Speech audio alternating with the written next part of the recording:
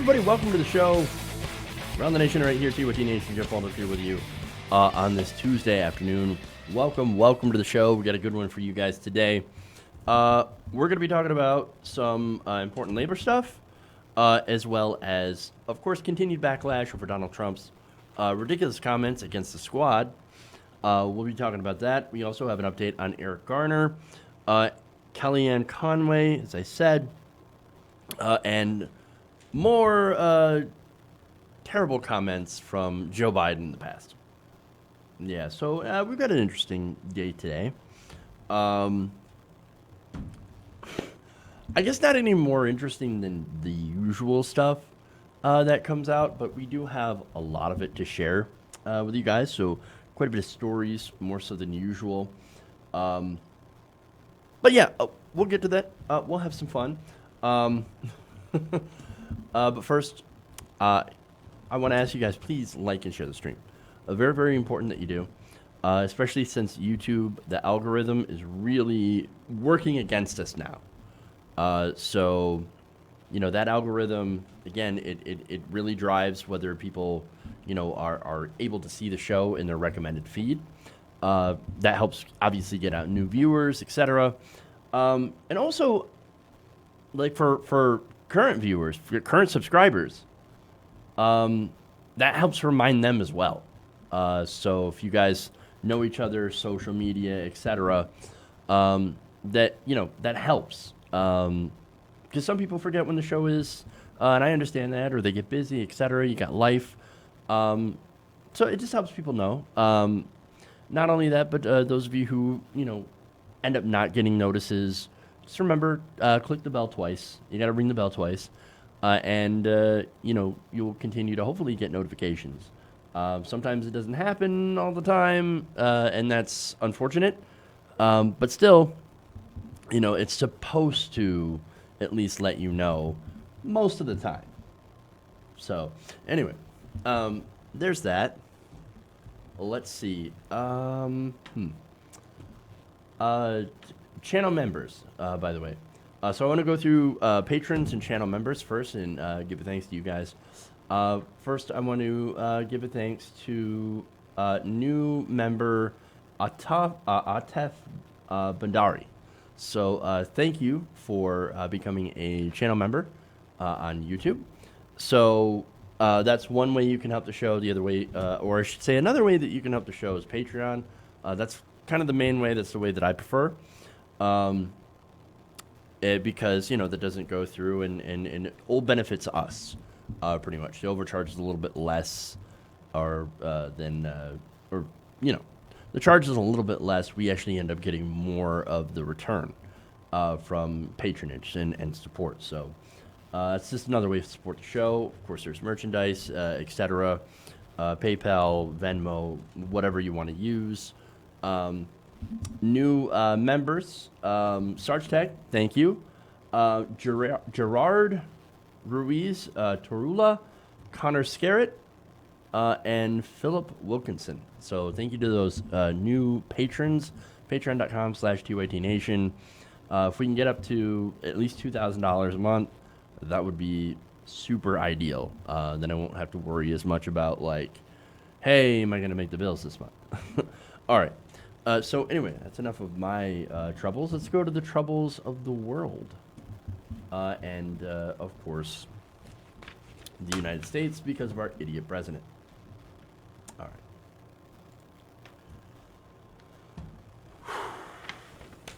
But before we get to that, important labor news. Amazon workers have walked out during one of the biggest shopping days for Amazon for the entire year. Now, today and actually yesterday is Prime Day. So now Prime Day is expected to bring about $5 billion worth of revenue in sales. And it's on these days that workers at a main distribution center in Minnesota said that it would be the best time to make the most amount of impact in their quest to, of course, get better working conditions. So now, one of the workers, Safeo Mohammed, said in a press release, quote, "We know Prime Day is a big day for Amazon. So we hope this strike will help executives understand how serious we are about wanting real change that will uplift the workers in Amazon's warehouse. We create a lot of wealth for Amazon, he continued, but they aren't treating us with the respect and dignity that we deserve. That is awesome. I like to see worker action, and so that's what's going on. Now, as far as creating wealth for Amazon, remember last year, Amazon made $11 billion in profit. Now, they didn't pay a single dime on taxes, by the way, but they made $11 billion an hour. Not revenue, pure profit. So, of course, you would think that Amazon could pay all of their workers fairly. I know they recently gave a good chunk of workers $15 an hour. That's a living wage, thanks to, of course, the work of activists as well as presidential candidate Bernie Sanders. But not everybody gets $15 an hour. Not everyone is getting that wage or these benefits. Remember, there are a lot of temp workers and there are a lot of subcontracted workers that do not benefit from these wages. And so, look, it's really important to point out that even though they're saying, and even though that there are a lot of people now that are making better wages at Amazon, it ain't everybody. And so the fight continues. And now the strike, they said, was this is a community organization at Awood Center. They said that the strike was part of an ongoing effort to pressure the company on issues, including job safety. That's something that doesn't get talked about as much because, look, I talk about wages, I talk about benefits, but another thing that's really important is how safe your job is, and that you make sure you don't get crushed by, merchandise, by pallets or falling racks or whatever. So job safety, very, very important. Not only that, but there's also equal opportunity in the workplace so that, everybody has a chance to advance or has a chance to get raises, etc. And concrete actions on issues including climate change. Now, so that's interesting. And that's something, of course, that Amazon, since it has such a large reach and that it has such a large business with substantial amounts of profit, and not only that, but, of course, sway when it comes to, government policy, that they can actually do something about.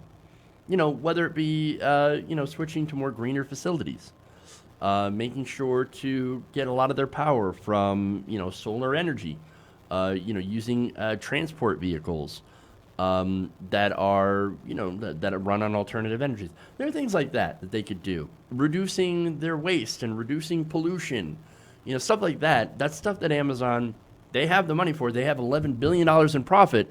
They can easily work on this stuff. And they can shift some of their resources towards being a better steward of the environment. And that's really, really important. So now, what else too? And if they actually do take some of these steps, they could become a trendsetter in the industry. Again, they're one of the biggest. So they have the economy of scale. They have all the resources. And they could, again, set the trend for other companies that are like them. And so that would, obviously help a lot of people down the line. Maybe some of those subcontractors will start increasing pay and start working as, to better the lives of their workers as well. Especially if you're doing business with a company like Amazon, Amazon could stipulate it and say, look, we're not going to do business with you unless you actually do treat your workers more fairly. So this is more of the hope that, hey, we do direct action, we take action, we do a walkout, we protest, we get attention to try to change what's going on. Public pressure really does help. Again, that's what Senator Sanders had been doing as well. Now, speaking of Senator Sanders, speaking of presidential candidates, so far two of them have expressed support on social media. You have Kamala Harris, and you have Senator Bernie Sanders, of course. Sanders, in a tweet, he said, "I stand in solidarity with the courageous Amazon workers engaging in a work stoppage against the unconscionable working conditions in their warehouses. It's not too much to ask that a company owned by the wealthiest person in the world treat its workers with dignity and respect." I mean, again, that's really the low bar here.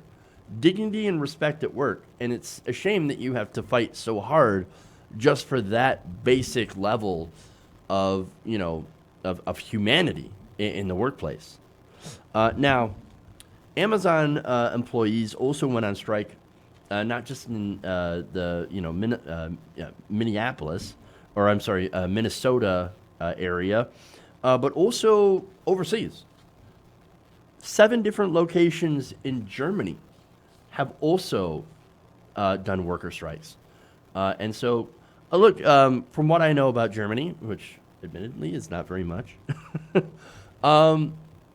they do have really strong labor there, whether it be labor rights, labor unions, and protections. And so when Germany's there protesting with you, it's very interesting.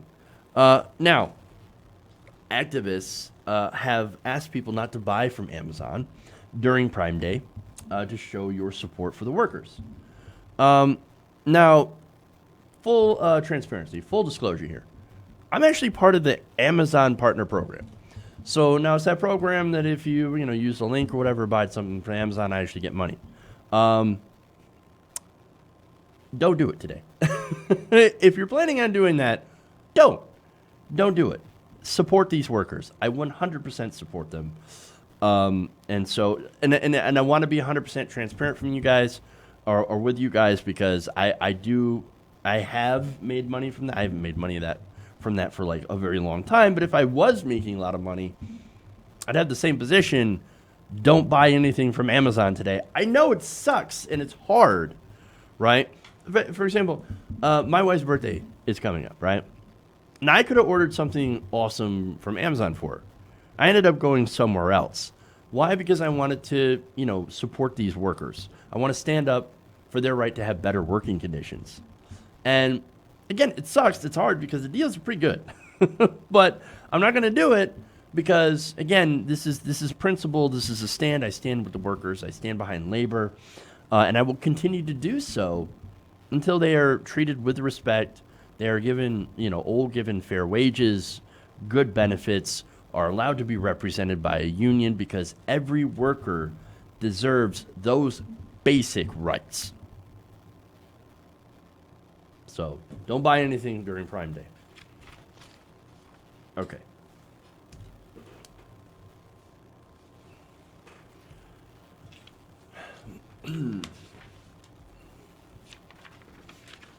Moving on, let's go to Trump tweets.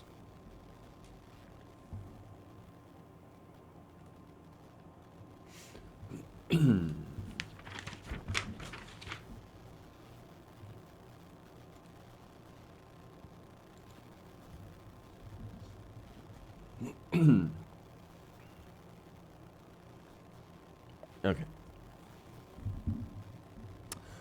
Now, President Donald Trump continued his racist rant against the squad into Tuesday morning, where he, of course, rage tweeted several things following the announcement of a vote to condemn Donald Trump's tweets against the squad, telling them to basically go back to their own country, which is funny because they're all American.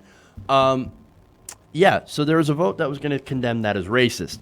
Now, in response, he tweeted this, quote, "The Democrat congresswomen have been spewing some of the most vile, hateful, and disgusting things ever said by a politician in the House or Senate." Well, I'm glad he qualified, right? Because he didn't say the White House. Just saying, he didn't say the White House. He said, and yet they get a free pass and a big embrace from the Democrat Party. So wait, did you just miss the entire fight between Nancy Pelosi and Alexandria Ocasio-Cortez, Rashida Tlaib, Ilhan Omar, and Ayanna Pressley? Did you miss that? Like that whole thing? No, you didn't miss that. You weighed in on the side of Nancy Pelosi. But anyway, he's going to continue with this ridiculousness. He said, horrible anti-Israel, anti-USA, pro-terrorist, and public shouting of the F word. Now, okay, so let me stop there, right? So Fox News covered this, right? And so Fox News said, oh my God, look at Ilhan Omar saying these terrible quotes, these terrible things. You know what it ended up being? Those terrible quotes and things?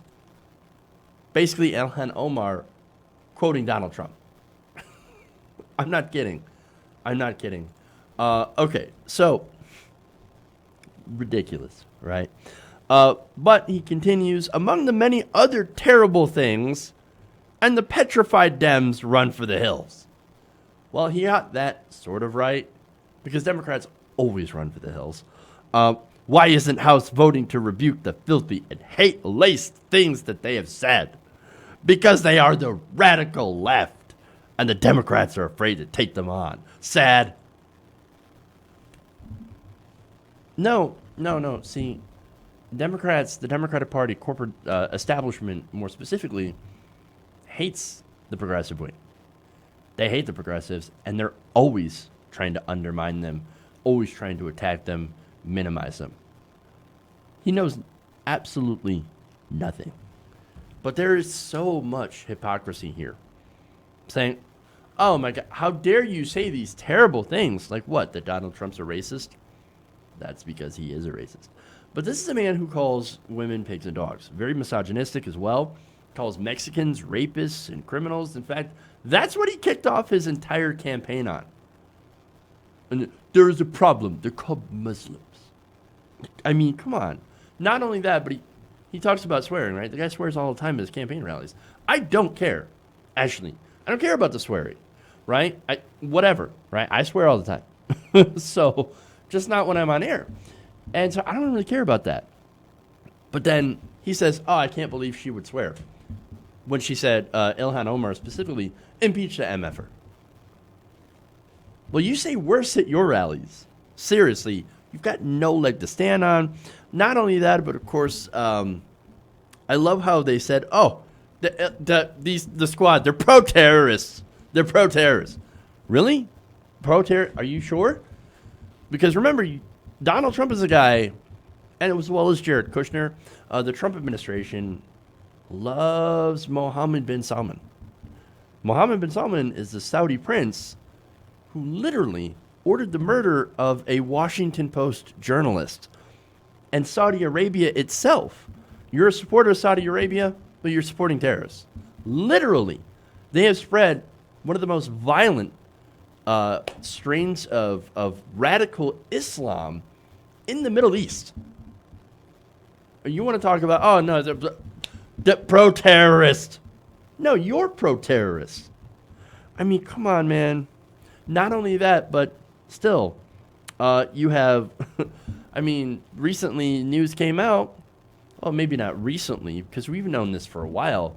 But the whole Jeffrey Epstein thing is back, and Donald Trump has been a known associate of Jeffrey Epstein. He's been to, some of his parties before, the cocaine, fueled parties where he would fly in 28 girls, some of them very young, some of them children, from what I read, for just him and Epstein to enjoy. One of the guests said, I didn't know their ages. I could have been 14, look 24. I don't know. I did some things that I'm not proud of. That was one of the guests. So, yeah, you want to talk about, oh no, how terrible these people are. As he's talking about the squad. No, pure projection. Pure projection. You want to call these women disgusting? Take a seat. You know what? You know what's funny? You know what racists hate more than people of other colors and ethnicities? Being called a racist. Nothing gets them into a white-hot, frothing fury than being called a racist. I mean, look, if you're saying that people, if you're telling American citizens, because they are a different ethnicity, to go back to their country, that's racist. I mean, nobody tells, and this is the thing. You want to say, oh, that's not racist at all. What are you talking about? If you hate this country, you should leave. Nobody tells a white person to do that. I mean, nobody tells me that. Oh, you hate America. Well, why don't you go back to Germany? Why don't you go back to Austria? Nobody says that. Why don't you go back to the Netherlands if you hate it here? Nobody said it is a specifically targeted racist attack towards people of color. That's what it is. Not only that, but it's also straight up white nationalism. And yet here we are, we're having a conversation whether or not Donald Trump's a racist. He is, and I can't stand it. And by the way, he has to be the victim of everything. Again, he can unleash the most vicious attacks against other people. But when called out, he's the victim. Oh my God, I can't believe they're attacking me. Disgusting. How disgusting. Terrible. Terrorist, pro-terrorist, anti-USA, anti-American. Look, if you were offended by this, by the way, when people call out racism for what it is, which this is a very clear example of, if you're offended by this, maybe you ought to take a step back and examine why. Okay. Moving on.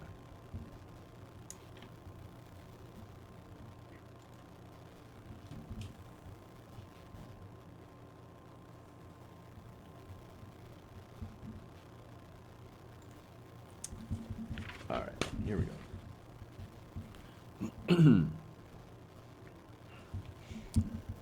Now, President Trump has words, the best spelling in the context of writing, the context of words. Several photographers, including Jabin Botsford of the Washington Post, noticed that some of his handwritten notes actually didn't contain some of the best words, which led to some fun on social media. But before I get to those tweets and before I get to showing you the picture, which is hilarious, I have to note that just last week, Donald Trump claimed that his spelling struggles, his issues with getting the best words, were not his fault. Oh no, it's my fingers, right? He says, really, I'm actually a good speller, but everyone said the fingers aren't as good as the brain. The best brain. Anyway, look, that would make sense, right? Because look, I use smartphone and sometimes I spell the wrong way, okay, and I get things wrong. Great thing that there's something called a autocorrect or a spell check function on my phone. It helps out a lot. I mean, it's great. Most phones come with that. I think obviously he uses an iPhone. I use an iPhone. Mine's an older model. Still has spell check. So no excuse for him. But at the same time, I want to make sure not to spell shame because there are plenty of smart people that do have issues with spelling. There's dyslexia. They try really hard. Okay, not a problem, right? I'm not going to make fun of people specifically because they spell something wrong. At the same time, here's the president of the United States who is surrounded by aides. He has a spell check on his phone. He's got people who can double check what he writes. I mean, at all times, he literally has access to experts that can help him out. So, does he use them? Well, as you're going to see, no, he does not. That's his notes. Up, you can see, of course, certain things. They have he's got America underlined and hate. Somalia underlined, record of saying anti-whatever. Okay, so those are the underlines, right? But in the upper right-hand corner, you have something Al-Qaeda. Wait, so is that Al-Qaeda? And then you have some people. He's got to write notes reminding him that, of saying some people. Wow. And then of course, I just have to point out, socialist is in big letters. Those were his notes from a recent speech, right? So, look, on the spelling. Look, Al-Qaeda, it's been in the news. If you have read a briefing in the last, 10 years at least. No, more than 10 years. In the last 18 years, then you would be familiar with Al-Qaeda. And look, there's different ways to spell it, of course. Just like there's about 40 different ways of spelling Gaddafi. Nonetheless, the one that he used, not correct. Not correct.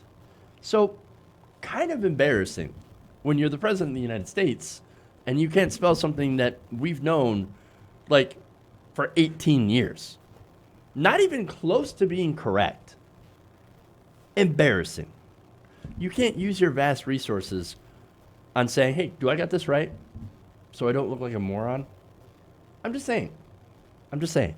Look, Donald Trump is basically Ralph Wiggum, a racist Ralph Wiggum. Me fail English? Well, that's impossible. So now, we'll get to fun tweets. Natabakov says, how you know the president doesn't read anything the experts provide? This is how he spells Al Qaeda, and of course, that's the spelling Alcaida. That's how he spells Al Qaeda. Okay, Helen Kennedy says only a person who hasn't read any newspaper articles or briefing papers in the last 20 years would not know how to spell Al Qaeda. God says Trump misspelled Al Qaeda as Al Qaeda. Trump misspelled people, as you saw in there.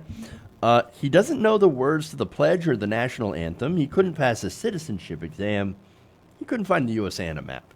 That one, okay, that's suspect. I'm pretty sure he can find the USA on a map. But nonetheless, not a very stable genius. S. African American says, this is what happens when you put yourself through your own university. Yeah, but to be fair, he got good grades. The best grades. And Suzanne Simpson says, these are Trump's talking points from earlier today. And I busted out laughing when I finally realized what his written notation of Al Qaeda was supposed to be. And finally, Bill Maxwell, with a really important point here, says this whole racist attack on the United States Congresswomen was Trump's grotesque way to distract the media from that whole sex trafficking minors thing that he's all mixed up in. And so is his AG, Bill Barr. Who, by the way, I think William Barr worked for the same law firm that represented Epstein, that helped him get that plea deal. You know, the one that allowed him to leave 16 hours a day to go out and work and had him report to prison for basically 1 day a week. And he would just go back to sleep. And that's it. Go back to work, pretty much do whatever he wants. He's mixed up on that. Trump's mixed up in that. You also have his recent labor secretary, Alexander Acosta, who just, of course, left the administration. Also mixed up on that because he was the one that made the deal in the first place. So, yeah, I guess if you want a distraction, being super, super racist, being unabashedly racist, isn't the wrong way to go.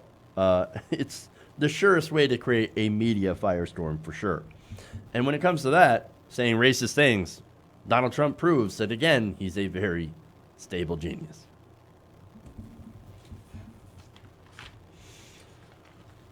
Okay. So here's what I'm going to do. I'm going to take a break. We'll come back. We've got Kellyanne Conway's meltdown. Liz Cheney also goes off against the squad. Eric Garner and more. So stay right here around the nation. Please like and share the stream if you haven't already. We'll be back. I'll read some comments and some super chats right after this break.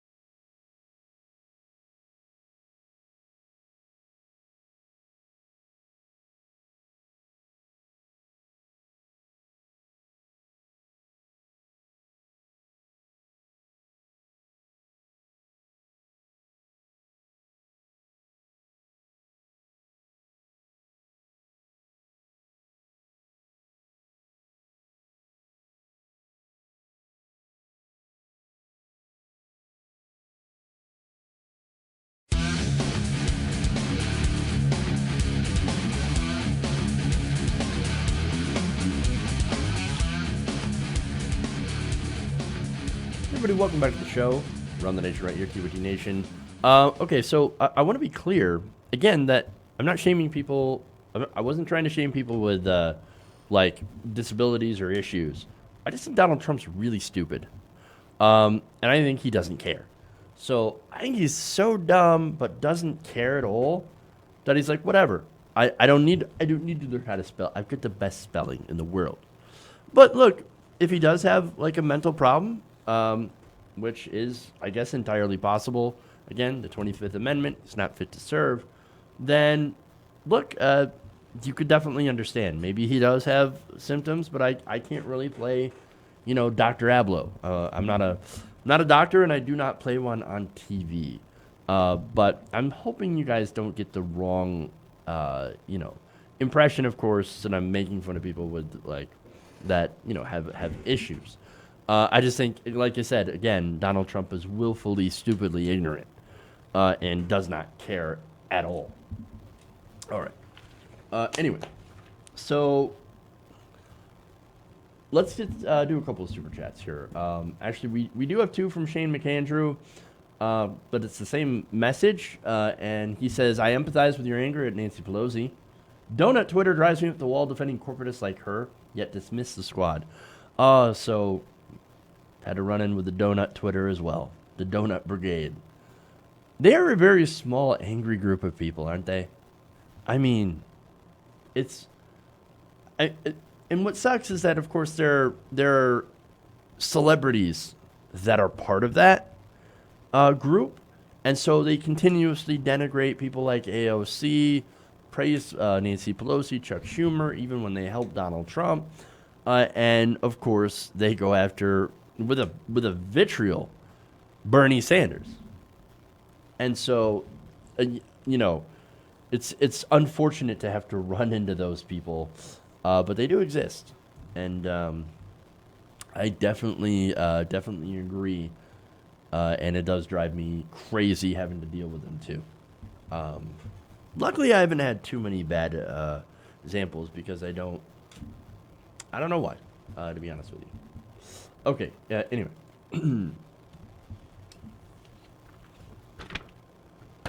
All right, so let's move on. Let's go to Liz Cheney. I think Liz Cheney is next. Well, we're going to continue the parade of horrible. Yep, it would be Liz Cheney. Okay. So Liz Cheney is pretty consistently terrible.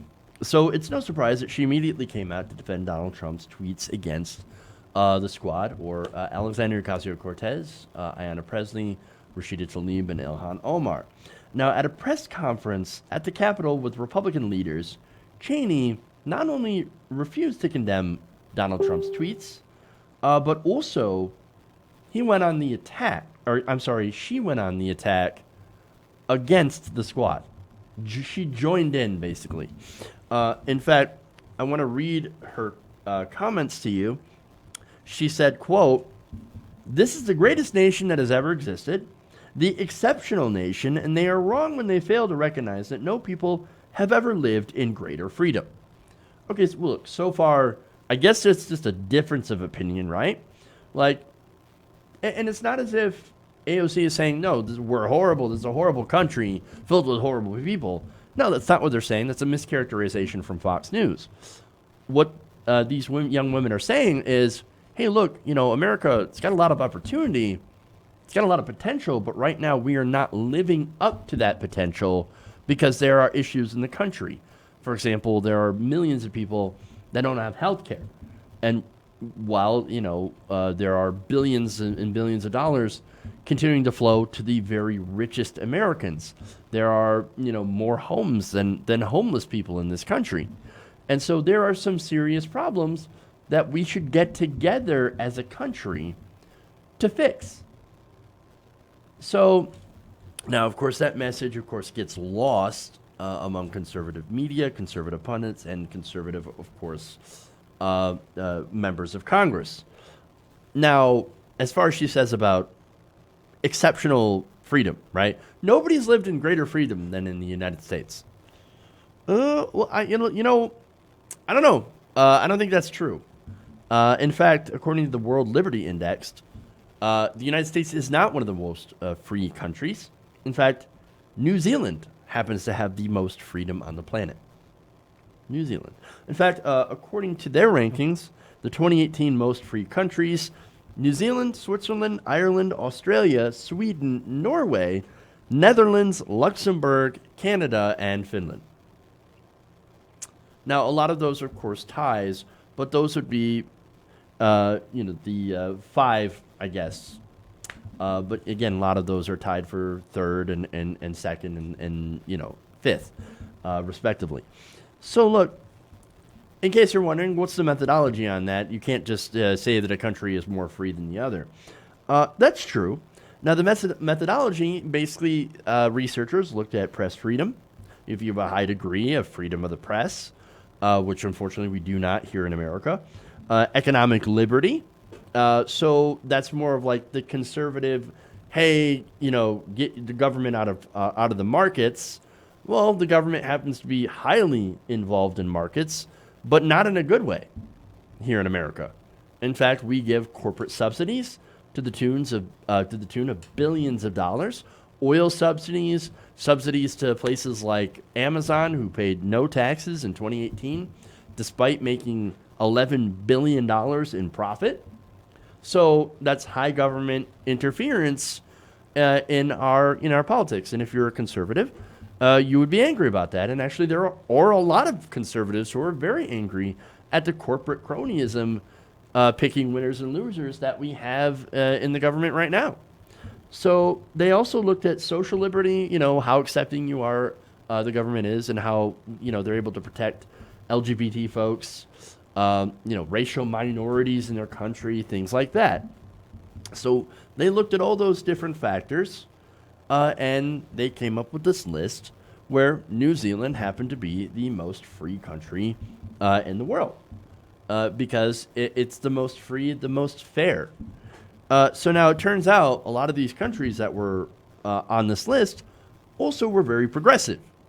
So they ended up having things like universal health care, free or at least very, very much reduced college tuition rates, generous social programs, and in fact, they are actually all social democracies.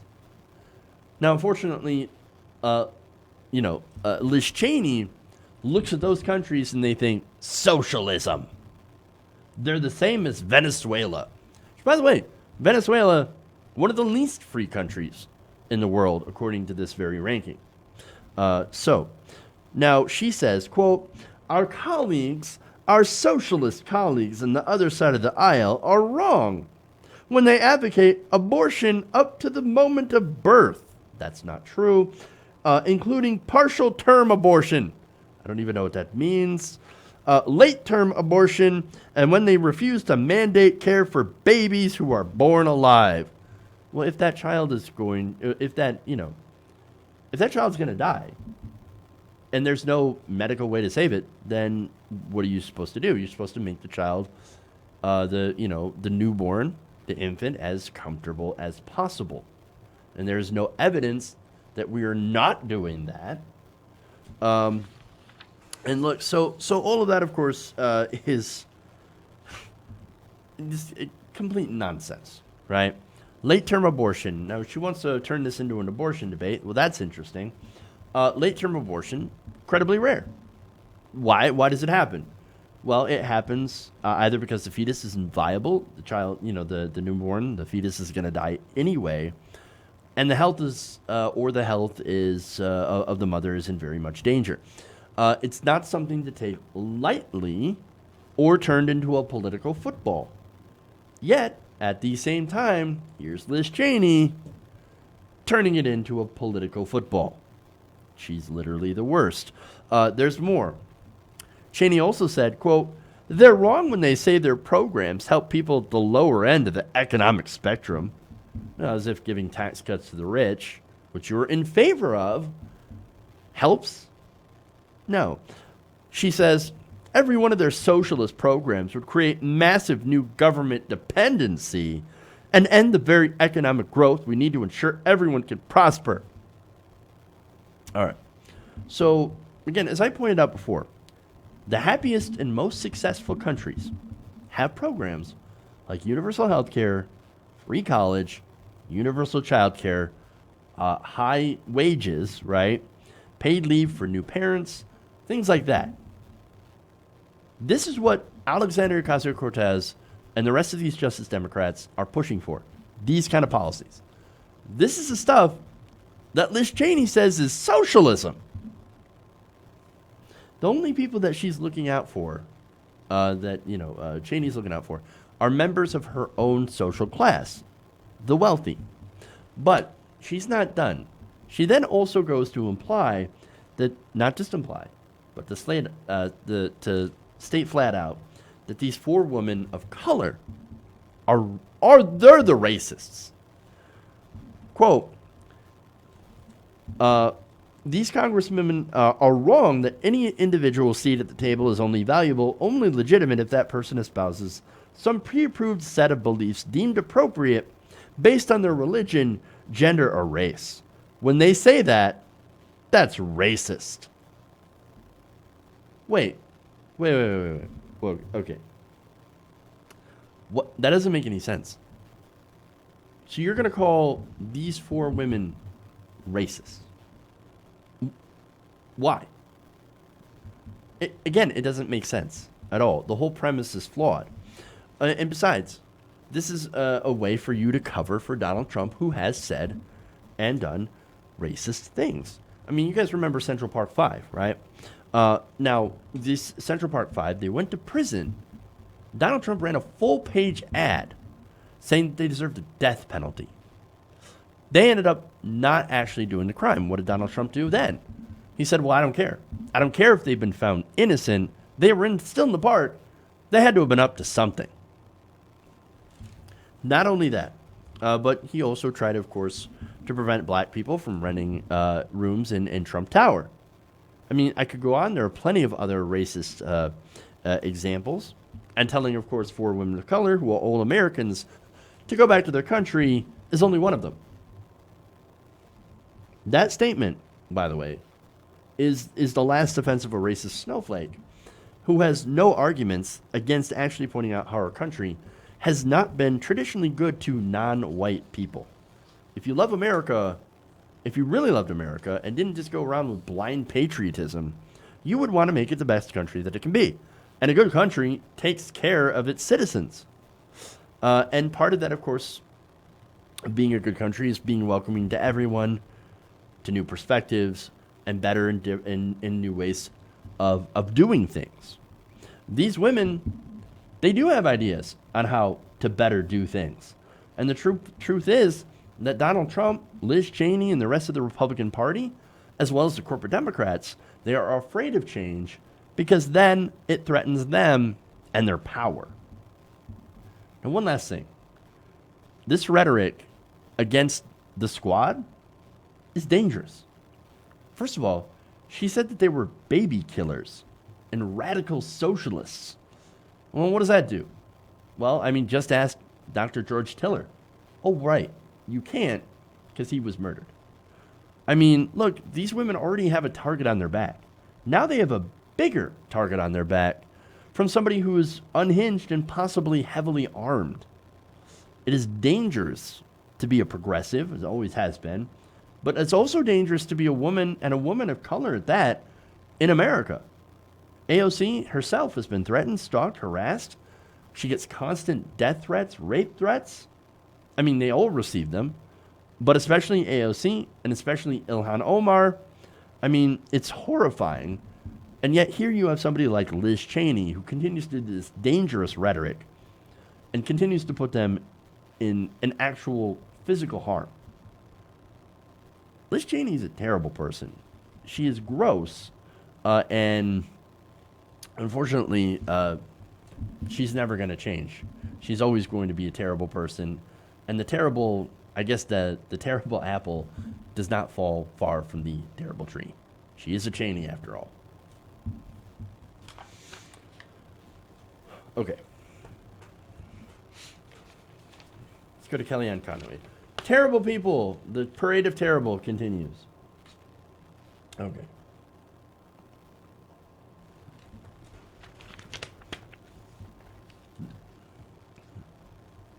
All right.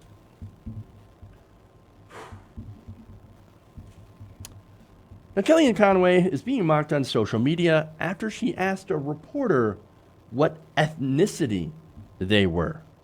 Watch. What's your ethnicity? Why is that relevant? No, because I'm asking you a question. My ancestors are from Ireland and Italy. My own ethnicity is not relevant to the question I'm asking. No, it is, because you're asking about, he said originally. He said originally from. I'm asking And you know everything he has said since, and to have a full conversation. that the president is telling the Palestinian The president's already commented on that. go back to occupied territory. The president's already commented on that, and he said a lot about this since that one tweet. No, he's put out a lot of tweets, and he made himself available to all of you yesterday. Yes, he has. He's tired. A lot of us are sick and tired of this country, of America coming last, to people who swore an oath of office. Sick and tired of our military being denigrated. Sick and tired of the Customs and Border Patrol people, the protection people I was with, who are overwhelmingly Hispanic, by the way, in McAllen, Texas. Sick and tired of them being, no, you don't understand, because you didn't go, being criticized, being doxxed by a bunch of Hollywood D-listers who have nothing else to do but sit on their asses on Twitter all day and try to dox brave men and women who are diving into the Rio Grande to save people who are drowning, who are taking other people's babies into custody and diapering them and feeding them and looking the other way while people are running across with drugs. That's going on. Damn. That escalated quickly. So now this exchange was obviously during a gaggle of reporters. I don't know why they call it that. But this was Breakfast Media White House correspondent Andrew Feinberg.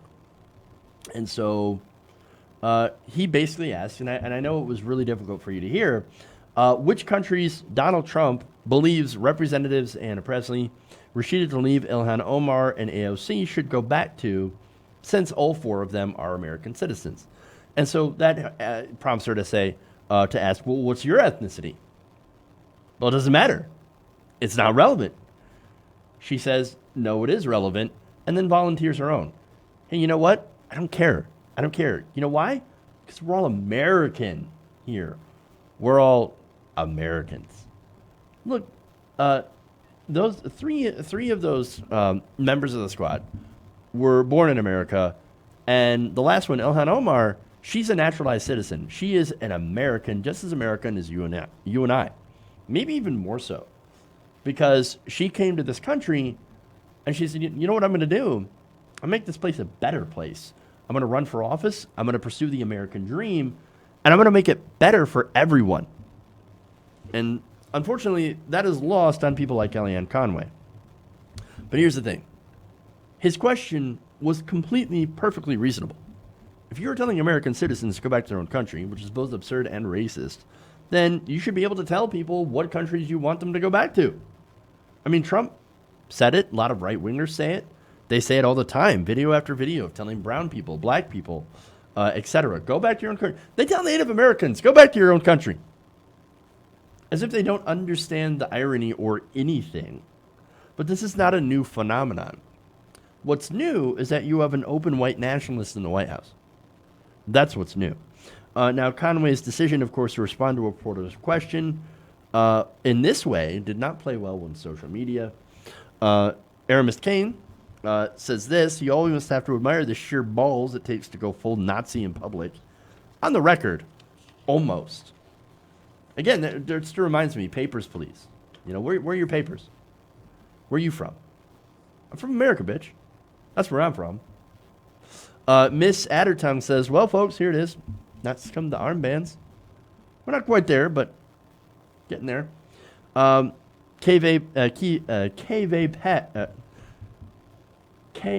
Pack, I had a hard time with that, says, I hope his answer was, what is your species? Kevin McCarthy finally says, does she not have any realization that Trump will be gone someday and she'll have nothing to show for the crap she's peddling now? And that is a good question. Best response. Sooner or later, Donald Trump's going to be gone. He jokes about being here for 2024, 2028, 2032, 2036, but Donald Trump's going to be gone. He's not going to be in power. And he's literally actually kind of old. So, look, my point, though, in pointing that out is not, of course, to be ageist, but look, to point out that sooner or later, some of these people that defend Trump the most are actually going to be embarrassed for having ever supported Donald Trump. And that, of course, will happen when there's no power, when there's nothing to be gained by defending Donald Trump. And look, you already see it from everybody who's left the administration, almost everybody. You have so many people that are out there writing books, doing op-eds, and saying, oh, no. So when I was in the White House, when I was in the Trump cabinet, I was the adult in the room. I was the lone voice of reason. I helped stop Donald Trump's worst impulses. Now, that's BS. Our job in the media is to point that out and to make sure that nobody ever forgets who those people really are, who actually, in reality, enabled and supported Donald Trump. One day, Kellyanne Conway, and I'll guarantee you, she's going to come out and say, I was never in favor of these policies. No, I was just doing my job. I was never in favor of Trump and his rhetoric. What are you kidding me? And then, well, if that day happens, we're going to have a lot of video to throw around to prove otherwise. It's just like George W. Bush, by the way, being a war criminal, because that's what he is. Donald Trump will forever be what he is now. A racist, sexist, idiotic, grifting embarrassment to America.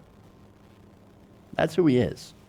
And finally, one more tweet here. M.H. Cutler said, if you don't like this country, Kellyanne, maybe you should leave. Okay. All right, so I think I will use, let's see, Eric Garner or Joe Biden. That is the question, because I think I've only got time for one. So, let's see. Let's go with Joe Biden, because this is disastrous. Well, they're both disastrous stories, but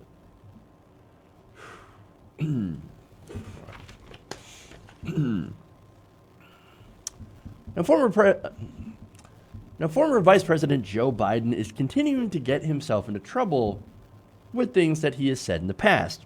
Now, there are old comments from 1977 that had been unearthed, and in these comments, they quote Biden as saying that a, quote, non-orderly racial integration would cause his children to grow up in a racial jungle. Yikes. As Archer says, phrasing? Come on. No, here's a quote. Unless we do something about this, my children are going to grow up in a jungle. The jungle being a racial jungle with tensions having built so high that it is going to explode at some point. Again, I wouldn't have gone in that direction, even if he had a point. And we'll look to see if he has a point. But even so, I wouldn't have gone in that direction. Yikes. All right, now, that quote was originally discovered by University of Southern California Law School professor and scholar Daria Rothmeyer, and first reported by the New York Times, which published a story on Biden's record on busing and school desegregation. So that's the context of these statements, right?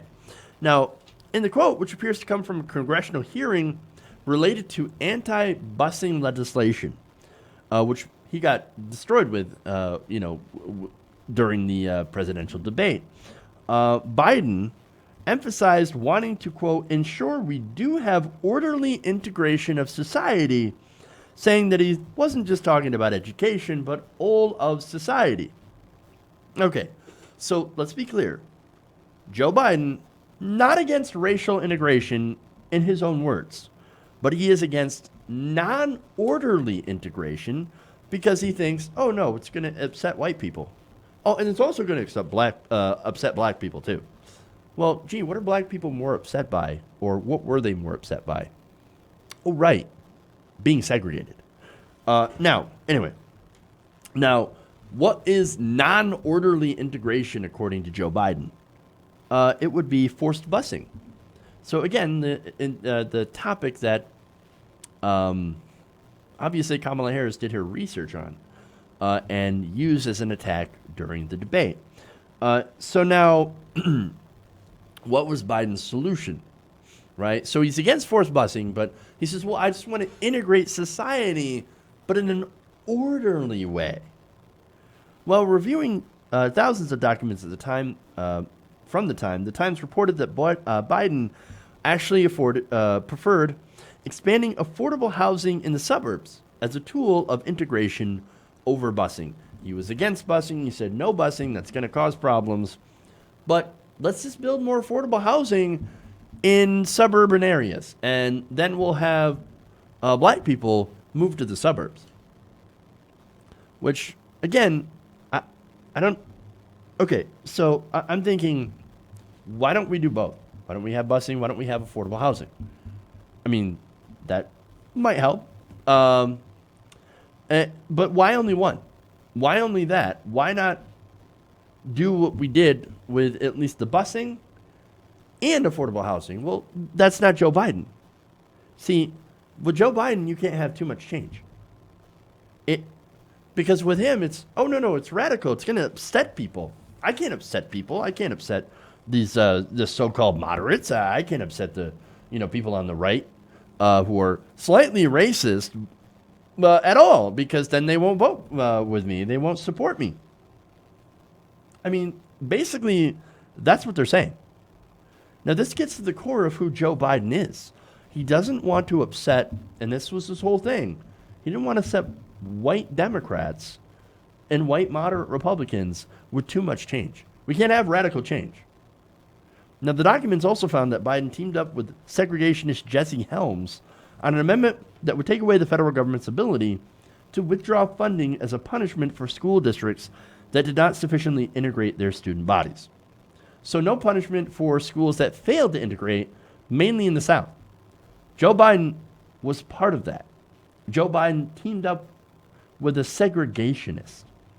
Biden also went after forced busing, court-ordered busing, bringing forward multiple items of legislation to curb the federal Department of Justice from litigating cases that could result in court-mandated school busing. Now, in comments reported on the Times story, Biden further worried that court-ordered busing would lead to a, quote, race war, and engender resentment among both white and black students. His quote, he said, "You take people who aren't racist, people who are good citizens, who believe in equal education and opportunity, and you stunt their children's intellectual growth by busing them to an inferior school, and you're going to fill them with hatred." He said of a busing plan that would bus white students from the suburbs to urban schools. You know why they did that? You know why that was that plan? Because when the white students get there, for one, parents, he's right, parents are going to get pissed if they're at a so-called inferior school that's not funded properly. What's the first thing they're going to do? They did this in Finland when they decided to cancel all the private schools, charter schools, and have all the rich kids go to the public school. You're going to improve that school. Parents are going to be like, no, I'm not going to have my kid going to an inferior school, so we're going to make the school better. That's the whole purpose behind that. We're going to make the schools better because right now it's not fair that African-American students are stuck in these schools. But here's Biden saying, oh, it's not fair that the white kids have to go to that inferior school now. I mean, that's terrible. What are we going to do about the white children? We got to protect the white children because it's going to make the parents angry. Oh, come on, man. Look, this is the disparity, right? You have affluent white people that were able to go to the better schools. And traditionally, the schools that served more African Americans happen to be poorer. And why? Well, it's not because black people are terrible or anything like that. No, it's because black people have been prevented through laws, racist laws, segregation, not segregation, slavery, and all these different factors, economic factors as well, from generating and building generational wealth. So there were literal laws, Jim Crow, that stopped black people from owning land, stopped people from starting businesses, or vastly discouraged them. The inability for black people to get loans to start businesses, racist zoning laws, etc. Right? They have stunted the ability for black families to generate the type of wealth that white families have been able to. And so black neighborhoods, unfortunately, are more devoid of these of these areas of higher incomes. And the way that we fund schools right now is through property taxes from businesses and houses in residential areas. So of course that gives these schools and unfortunately these students a huge disadvantage. And so I'm going to argue that Biden's solution for making more affordable housing in nicer neighborhoods, not the solution that would work. I mean, what we need to do, obviously, is, yes, to integrate the schools. I agree with the busing. And I also agree with, affordable housing. I agree with all sorts of things that would help the black community. And how do we know what's going to help the black community? Well, maybe we should ask them, because they would happen to know what their community needs more than we do, right? Listen to black voices. Listen to black voices. They know better. Anyway, so now one thing that I do know is that we need to decouple school funding from zip codes and property taxes. We need to fund all these schools at the same level, not the amount, but the same level. And if you do that, you'd actually do a lot to fix the issue of black schools underperforming, because then they'll actually have the resources to be able to teach your students. Now, did Biden consider that? No, of course not. Why? Is because Biden, look, I don't think Biden's he's not a sheet-wearing racist, right? No, he's just not a bold thinker. And he's too concerned, too worried about going towards the slightly racist moderate, right? The person who's got that implicit bias, that falls to some of those stereotypes, that might get upset when we focus on racial and social justice, right? So Biden, he always goes to those people and is not a bold thinker. And his main objective is to have small incremental change. And he's been very consistent on that. The problem is that incremental change does not work. Sometimes you need actual radical change to ensure real justice. And unfortunately, that's not what Joe Biden's about. Okay. That's it. That's all I got the time for. Thank you guys for growing on the nation with me. Please like and share the stream. Please like and share the clips. Consider becoming a patron, patreon.com/TYTNation, and supporting us on YouTube by joining as a YouTube member. Venmo, PayPal, all that stuff. Consider maybe buying some merchandise. It's kind of cool shirts. And all that stuff. So, all right, that's how you can support the show. Thank you guys for tuning in. We'll be back tomorrow for a great Wednesday show.